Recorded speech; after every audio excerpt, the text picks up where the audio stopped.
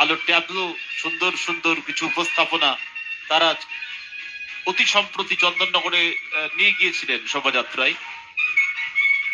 আসলে এখানেই বোধহয় শিল্পের জয়, শিল্পীদের জয়।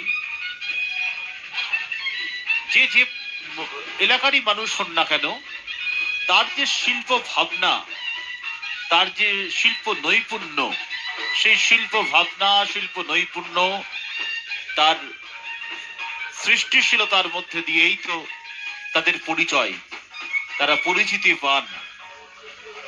সে হতে পারেন চন্দননগরের মানুষ কিংবা হতে পারেন শান্তিপুরের মানুষ, কিন্তু তার পরিচয় তো তিনি একজন শিল্পী। আর একজন শিল্পী সবসময় চান তার শিল্প নৈপুণ্যে প্রতিটি মানুষকে খুশি করতে।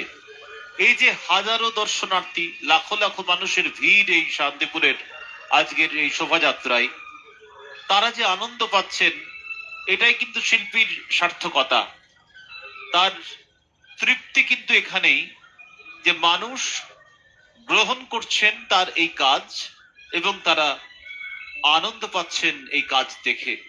এখানেই কিন্তু শিল্পের সফলতা বা একজন শিল্পী হিসেবে তার সাফল্য, সবটাই।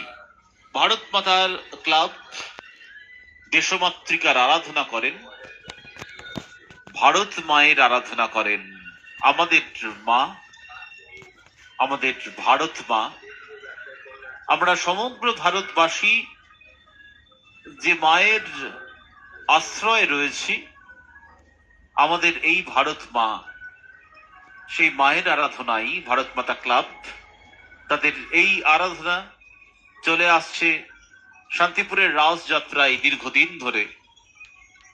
আর সূত্রাগড়েও আমরা মাদার ইন্ডিয়া ক্লাবে